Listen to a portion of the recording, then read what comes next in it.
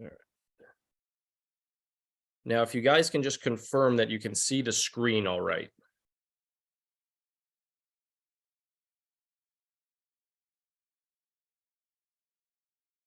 Awesome. Thank you. All right. So conversation for tonight, lump sum investing versus dollar cost averaging. And this was actually kind of inspired by two things. I saw some updated data on this topic on Twitter today from a different resource than what I saw the first time. And then also Budget Dog put a comment on one of my posts the other day that made me kind of think, some people are, going back and forth. We have about 28 days left to max out your 2022 IRA contribution. Some people are funding their 2023 IRA contribution. So there's two different strategies to mainly fund these accounts and all your investment accounts, getting a big sum of money, investing it at once, or dollar cost averaging it over time. So what's the plan tonight? I'm going to show you exactly kind of the two specific differences that you can do essentially investing with Budget Dog's example from Budget Dog and how I do it. Different strategies, no big deal. It's just two different ways to do it. I'll then break down exactly what those two categories are if you don't know what they are. I'll then talk about the S&P 500, how it performed in 2021 and 2022. We'll go over the main study that I presented a couple times, the Vanguard study, and then the updated one from PWL Capital. And this one extends it to 2020 for the United States and also adds a couple other stock market indexes as well. And then we'll conclude with the Charles Schwab Investor Profile Questionnaire demo. So 2 ways to skin a cat, 2 different ways right here. So me personally, I've always been a lump sum fan of investing. Essentially, when you get a sum of money, you invest it all at once. So on the right, you're seeing essentially my Roth IRA contributions this year. I got a bonus paid out from my work.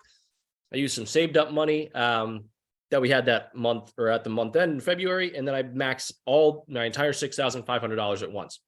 Budget Dog commented on a post a few days ago, just basic kind of investing post. But you see in here, his is broken out over a couple different amounts. So he has automatic investments set up. I believe he goes every 2 weeks. I could be wrong, but he does essentially the dollar cost averaging route. So instead of putting 6,500 in at once, he does it over time. So 2 different ways to skin a cat. Now let's look at, kind of the history of the two. So lump sum investing and dollar cost averaging. What is lump sum investing? It's very simple. You get a sum of money and you literally invest it all at once. So in my example, I invested the entire 6,500 immediately when I had it available. A couple other examples, like I said, if you get a year-end bonus, you dump it all in. If you get an inheritance, you dump it all in the market, but you essentially just dump it all at once, regardless of how the market is doing. Dollar cost averaging, on the other hand, is doing it over periods of time, like Budget Dog was doing. You set up kind of automatic contributions and you invest every week, every 2 weeks, every month, on a quarterly basis, whatever it is. So in that instance, instead of putting the $6,500 in your IRA like I did at one time, you break it out over $541 a month installments for 12 months. And then you actually naturally do this in your 401ks and your work-sponsored retirement plans when you put a certain percentage in your 401k, every 2 weeks or whenever you get paid. So who's done better in the past 2 years, or not counting 2023? So in 2022, when we had that big market, dip, the NASDAQ was down like 35%. The S&P, was getting, I think it closed the year minus 18% if you include dividends reinvesting. But as you saw, the lump sum investor who invested on January 1st got smoked. So the market pretty much tanked. That was at the highest point at the beginning of the year. So they bought at the top essentially in 2022. So going into this year, if you're a new investor, you might think, well, I'm gonna dollar cost average this. This is too much volatility I experience. Let me do it every 2 weeks instead of on the first of the year. That being said, the year before that, in 2021, the very lowest day was actually the first day of the year. So the lump sum investor, in this case me, I dramatically won in 2021. This was the lowest point, and it was essentially a steady climb up the rest of the way through. So on a year-to-year basis, you really have no idea what the market is going to do. So it's really hard to time the market and say exactly what, is the best strategy to use. But fortunately, we at least have history. Although it's not a guarantee of future results, we can see what the market has done over time historically. Fortunately, Vanguard did a comprehensive study of this, and they released it in 2012. So what they did was essentially they used stock and bond returns from the United States, the United Kingdom, and Australia. And they measured it in rolling 10-year periods from January 1926 all the way till December 2011. And how this essentially works Actually, let me explain the lump sum and the DCA so it makes sense. How they did essentially the investing is they would invest. Let's go for the first scenario, January 1926. They invested $1 million immediately, right? And just held for the 10 years. The DCA, on the other hand, they broke that up into 12 installments every month. So it was $100,000 a month. And they did this for every rolling 12-year period or rolling 12 months within these periods over 10 years. So the first period was January 1926 to December 1935. And then the next one, you just replicate the exact same scenario, but started at the next month, February 1926 to January 1936. And again, and again, and again, month after month. So you could see all of these rolling 10-year periods, for an extended period of time. And what they found, favored a lot. This is using a basic 60% stock, 40% bond portfolio. So think of like an S&P 500 index fund and an intermediate term grade bond index fund. And what they found in all three markets is lump sum investing won out roughly 2/3 of the time, pretty much 67% across the board in all three markets. Dollar cost averaging won out about 1/3 of the time. So in Vanguard's study, we saw that lump sum investing for the 60-40 portfolio, at least, favored the lump sum investor over those, 10-year periods over from 1926 to 2011. But they also ran it not only for, the 60-40 bond portfolio, but what about 100% stock portfolio? What if someone was really aggressive, just did 100%, S&P 500, or they were really conservative and did 100% bonds? Well, the results really weren't that much different. It was actually pretty identical for the 100% equity. It was just 2/3, of the time, the lump sum investor won. United Kingdom, 2/3, Australia, pretty much 2/3. Bonds was a little less, but still, you could almost say roughly, kind of 2/3. However you want to break it out. The lowest was 58%, but still over, a 50% return in all of these various scenarios for all these portfolios across all three markets.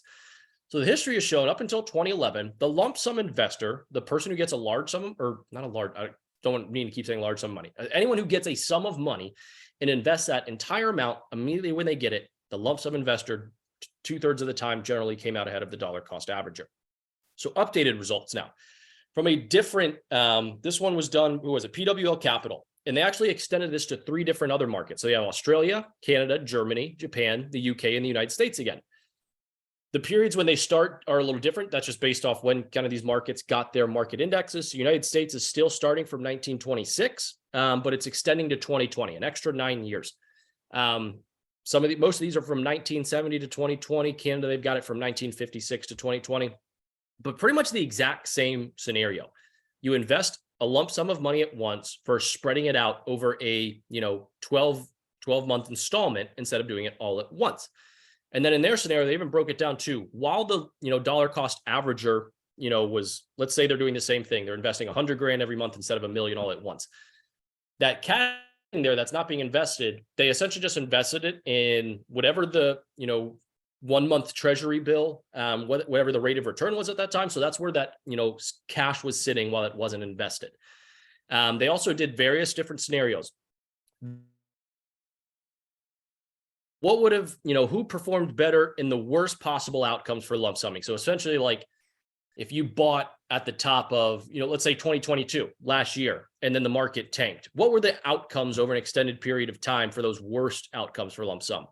Then when stock valuations were hot, were technically, were really high. So think of like, a PE ratio, saying they're like stocks are so expensive. And then after kind of bear markets, they did, and there's actually a couple other more, but these are the 3 ones I want to focus on.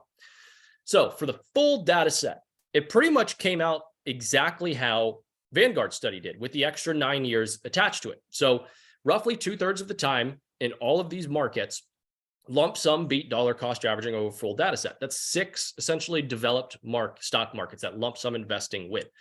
The exception was Japan, but it still came out over, 57%. And that's accounting for that massive, Japanese stock market crash in the 90s. And actually, if you see the United States, it's actually over 70%. That's because, when they extended this from 2011 to 2020, well, what happened in the US stock market from 2011 to 2020? It was pretty much just a straight, bull market up. So it increased the odds actually for the United States. That's almost 3/4 of the time the lump sum investor in a United States investor came out ahead than the dollar cost averager. Now, what about the worst 10% of lump sum period? So think of literally buying at the top of, the global financial crisis, COVID crash, dot-com bubble, yada, yada, yada, for all of these scenarios. So they isolated, they invested that lump sum immediately at the top of that and then held essentially for 10 years versus the person who dollar cost averaging in. The surprising stat with this is on average across all these 6 markets, there was only really a 50-50 odd on average that dollar cost averaging, outperformed the lump sum investor. So what that's saying is essentially even in like the worst market, the worst market timer ever who's buying at the top still had a 50-50 chance of coming out ahead because they started, way earlier. Pretty surprising when I actually saw that number. I would think, dollar cost averaging would have a little bit, of a bigger lead on that one. Now, what about, after 20% declines, your big market declines, 20% drops or more? That's kind of, when your nervous system, if you're living it in the moment, you're like, crap, I really don't want to invest this money. It feels like I'm setting it on fire. I'm just uncomfortable right now. Even in these scenarios with 20% plus declines, lump sum still came out ahead on average greater than 50% of the time, 53% on average. The UK was underneath 50% though. Where was the United States? Exactly 50%. Canada was almost 80%. But on average, lump sum investing still benefited, the lump sum investor, even when they, had terrible market timings, but they still had a longer runway for essentially their returns to compound, gain dividends, reinvest those dividends. Pretty alarming. So we know even, with big market declines, the lump sum investor, ones, even the worst market timers, the lump sum investor was still about 50-50. Now, what about in quote unquote expensive markets? So high, judging the market as a very, stocks are expensive. You'll hear this a lot. So like the adjusted price to earnings ratio saying stocks are really overvalued, maybe don't buy now, wait till they, get under this. So in this scenario, they only had enough data, timelines to test for the United States. So from 1926 to 2020, even when future expected returns were projected to be lower based off of, this ratio saying that stocks are expensive, the lump sum investor still won over 63, almost 64% of the time. Pretty much the exact same, results as the Vanguard study. We're seeing this again, about 65% of the time over these rolling 10-year periods, the lump sum investor is coming out ahead slightly.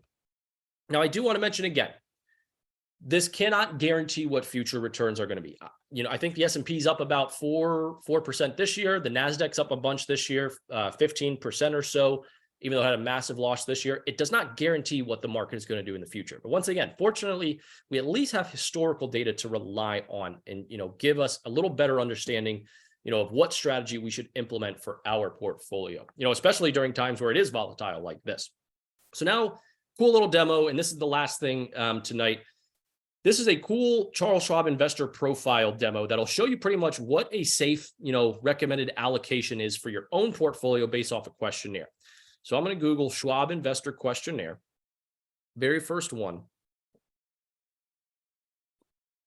And it's a little, I just saw this today, so I'm not sure if you can, kind of download it and write it out. Let me actually put this in the chat box so you guys can have this as well. All right. So you're going to scroll down. There's a couple questions it's going to ask, or where is it? Oh, yeah, got to scroll down on the box. So it's kind of, clunky. So I got a bunch of questions. I'm going to pull up a notepad so I can start tallying.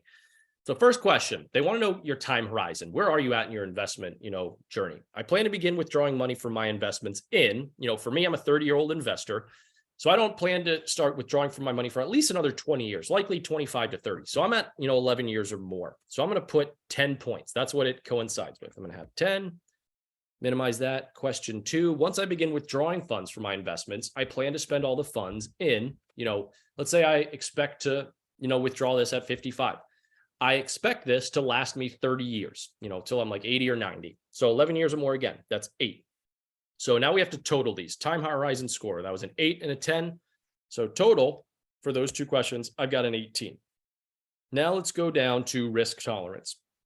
I would describe my knowledge of investment as, I'll say to myself, I'm good. I'll give myself a 4 on this one. I wouldn't call myself an expert, but I think I'm pretty solid with investments. What amount of financial risk are you willing to take when you invest? Take lower than average risk returns, expecting to, get lower average returns. I'm a fairly risky investor, so I kind of know where this is going for me. Take above average risks, expecting to earn above average returns. I am a risky investor. I'm 100% stocks. I'm very heavy growth in tech. So I'm going to go to that last one. I'm an 8. So let's do 4, 8. I'm just keeping track here of all my answers so I can tally it up. 5, select the investments you currently own or have owned. So money market funds, bond funds, stock funds, international funds. It just wants to see, what have you personally invested in before? And it even gives you an example. It says if you now own stock funds, you like an S&P 500 index fund. And in the past, you also own international securities. This would be an 8. So if you essentially have ever owned US stocks and international stocks, you would get that highest category. So for me, I own both of those. I own an international fund and I own a United States fund. So another 8. Let's go to 6. Imagine that in the past 3 months, the overall stock market lost 25% of its value. So think 2022, literally last year. How did you personally feel about in the stock market? How did you feel seeing your money essentially get incinerated over a 12-month period? And what would you do during that time period? What did you do? Answer this truthfully. What did you actually do with your investments? Did you sell your shares? Did you sell some of them? Did you do absolutely nothing, or did you buy more? Me personally, I was buying like crazy in 2022. I haven't sold a single share that I've ever owned. I've just essentially bought and hold every single year. So I'm at another 8. Let's add that up. 8. All right. Review the chart below. All right. Most likely best case and worst case annual returns of 5 hypothetical investment plans. Which range of possible outcomes is most acceptable to you? So what you really want to look at here is, the best and worst cases. And once again, remind yourself of 25 or last year's market volatility. So it's showing you, the average return for this portfolio is 2.6%. And the best case, that it saw was about 11% return. The worst case was only about -5. So what this is saying is it's not that volatile. You've got a good understanding of where, your returns are going to be. Think of kind of like a bond fund or, a money market fund. And then as the average, what this is saying is essentially as your returns, are increasing, that means your risk is also increasing as well. Risk and returns, play right in hand with each other. Higher risk, potentially higher returns, lower risk, potentially lower returns. So it goes all the way down here, to the best case, the 7.2%, annual return. Best case was about 43%. So think of like a big bull market. You owned a NASDAQ fund, you crushed it. But in a worse year, think 20, like last year, your portfolio was down 26%. How'd that make you feel? And where is your stomach kind of on this comfortability level on what you're willing to accept? And that gives you kind of, where you are in this cycle. So me, once again, I'm very aggressive. I know I'm in this for 30 years, so I can stomach this. I just stomached it literally last year. So the points for this one for me is 10. So let's add that up. So now I've got those. That was the last of the risk tolerance question. So I've got 10, 3 8s, that's 8, 16, 24. 24 plus 10 is 34. Plus 4 is 38. So I got 38. Let's bring this down. And now we're going to put those points together. So first we're going to look at, let's start with our risk one, the one we just added up, all those kind of 5 questions. I was at a 38. So I'm going to come down here. I'm going to go all the way across the board. Here's my 38 right here. And now I need to go on the other side, my time horizon score. How far out am I? Well, I got an 18 for that one. So I'm in this bottom category. So if I, get a, 2 pencils or something and line this up, I'm dragging this all the way down here to 38. It says I'm an aggressive investor. So this is kind of where I'm targeting right here. If you scroll down one more time, now it's going to give you what your allocation could be, essentially for that type of, risk tolerance and time horizon. So I'm in that aggressive allocation. I wish I could, maximize this a little more. But what this is saying is you've got, large cap equity. It's spread across 5 different funds. Large cap equity. So think of the S&P 500. Small cap equity. So, US small cap stocks. International equity. Think of a total international stock market index fund that contains both developed and emerging markets. Fixed income, think of a total bond portfolio, and cash investments like a money market fund. So what this is telling me is 50%, a recommended portfolio could be 50% in large cap equity. So I would invest theoretically, 50%, and let's say I use Vanguard. I'm going to invest 50% in the Vanguard 500, index fund or ETF. Then 20 or 25%, that's the next biggest one, is going to be an international equity. So I'm going to invest in the Vanguard Total International Stock Market, ETF. And together right there, 75% is pretty much large, US, actually, let's add up the 20%. So 20% is adding US small caps as well. So I'm going to, Google the Vanguard small cap, stock ETF. And if you add all that up, pretty much I'm having a 95% portfolio of stocks to just 5% of cash. Me being, extremely aggressive, I would just do 100% stocks, which I currently do. But that is how you would essentially add up those numbers, play it out. Maybe you were a little older. Let's go to a scenario. Let's say I'm not 30, and let's say my time horizon, let's say I'm like 57 or I'm 60 and I plan to retire in less than 3 years. So I got a 1 and I only expect this to last me. Let's say I have bad health. I don't expect to live past 70. That's a 4. So a 5 time horizon. Let's say I'm still at a 38. Likely not. My risk tolerance would be a lot lower. But 5 points, bring it down here to 38. I'd be moderately aggressive. So I'm just showing you how you would essentially use this chart. If my time horizon wasn't that long, now I'm going up here, going all the way across 38. Now I'm moderately aggressive. And I'd go back down here and I'd see what the changeup was. It looks like it added 15% towards, bonds. We didn't have bonds in the aggressive allocation. So 15% towards bonds. It took 5% from, the S&P 500, took it down to 45%. Took the small caps down 5% from 20% to 15, took another 5% down from international to 20 in the moderately aggressive. So essentially it took 5% off each of these and added it to that bond fund. So this is a great tool. I recommend using this if you've just kind of been investing loosely and you don't really have an allocation. It's a fantastic tool Schwab created to give you a better idea of probably where you stand in creating a long-term portfolio. This isn't for short-term traders. Think of like your Roth IRAs, maybe your taxable brokerage that you plan to, buy and hold for the next 20 years. This is for your long-term investing. And once again, I put this in the chat. I recommend you use it. It'll definitely give you a better, idea of where you should be.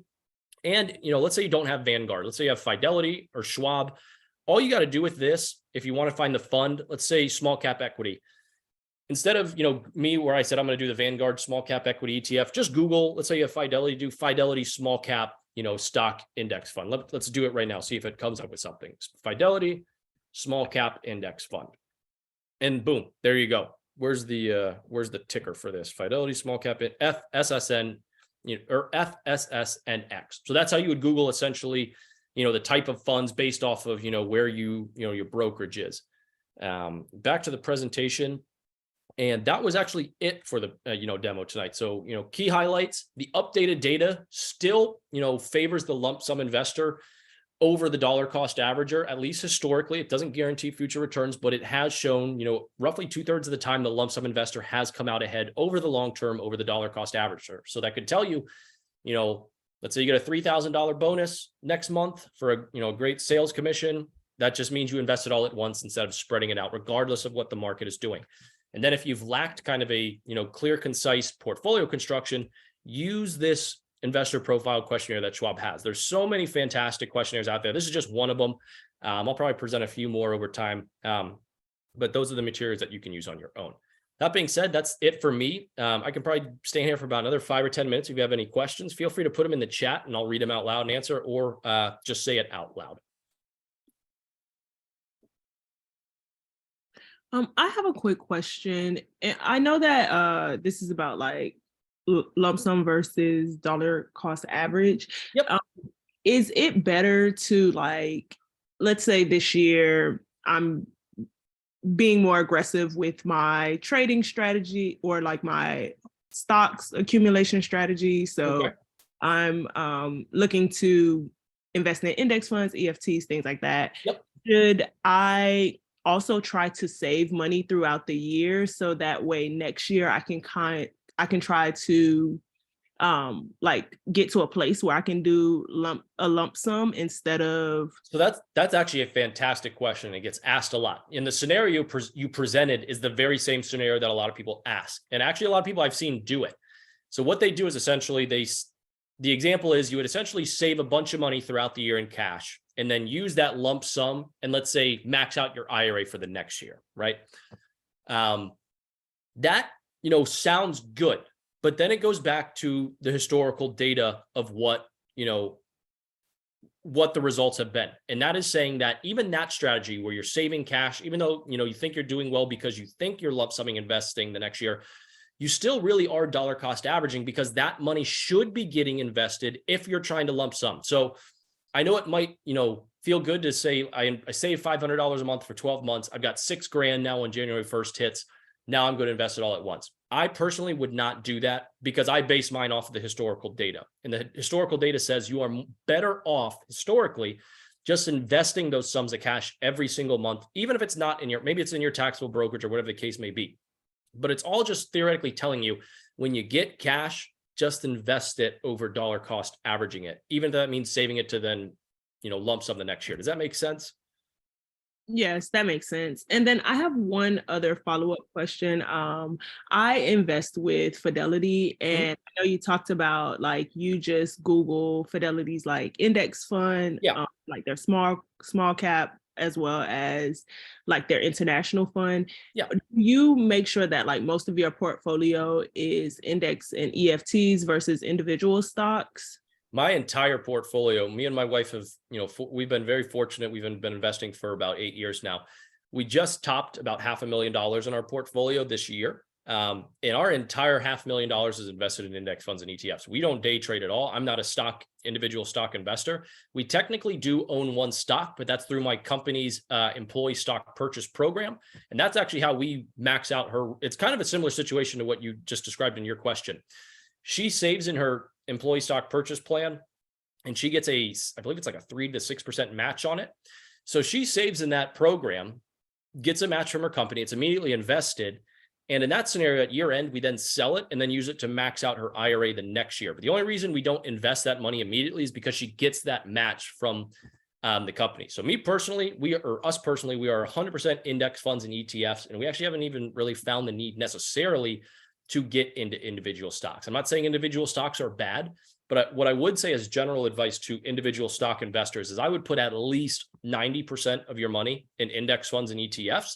And then I'd actually say preferably 95%, and then use the other 5 to 10% in those kind of individual stocks that you kind of want to play around with, potentially get higher returns.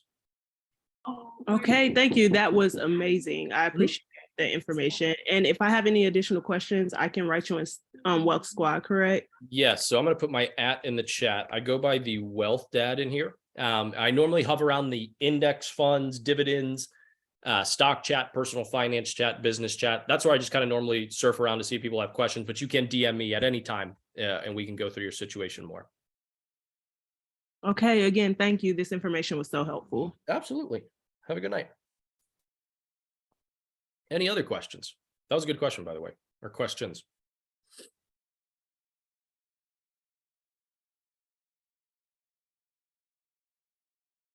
You don't have to, say it out loud. If you just want to put it in the chat, I'll, talk through it there as well.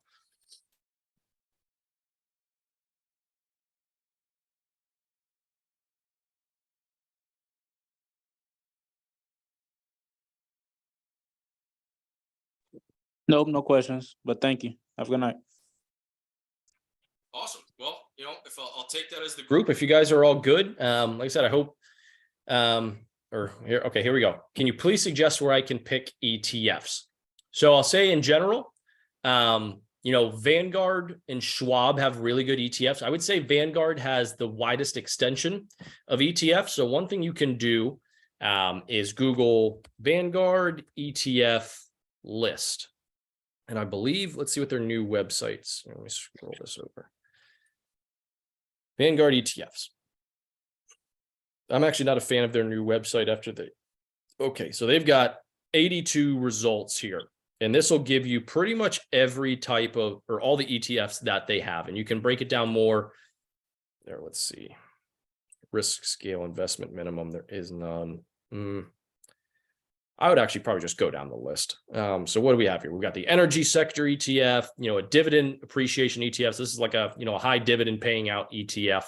So these are actually some things, I see a lot of questions also in Wealth Squad where people are like, I'm trying to build a dividend portfolio from scratch.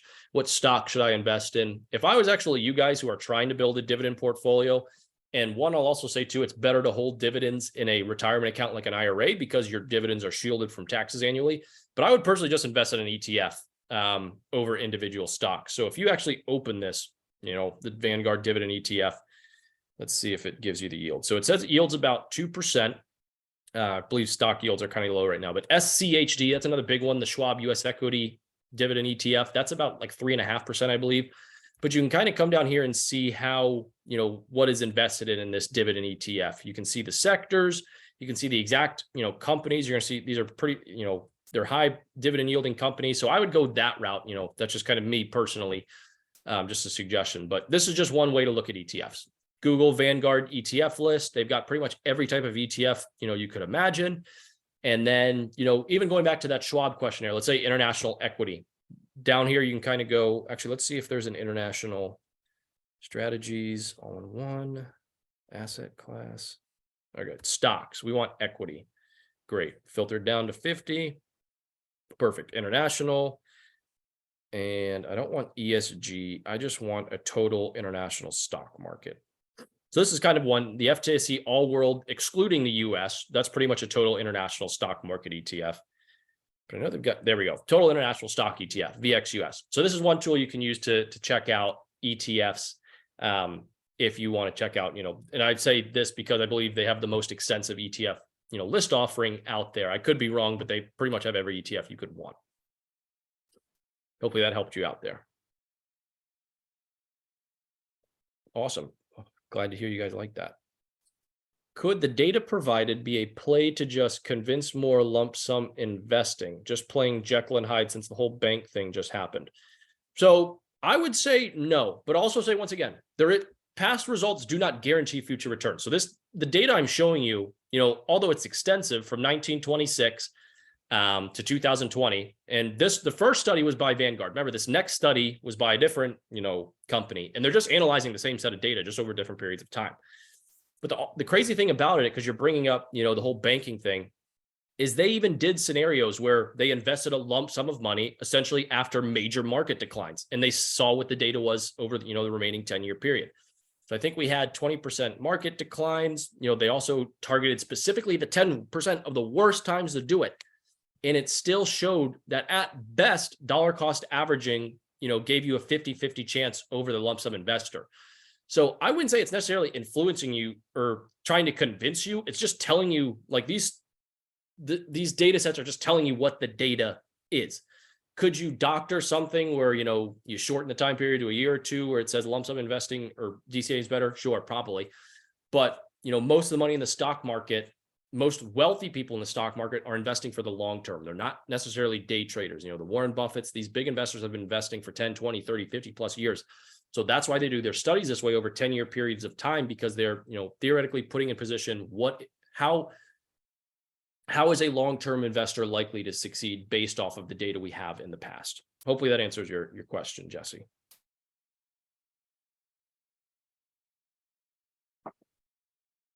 Any other questions? I could probably do one more if you guys got one.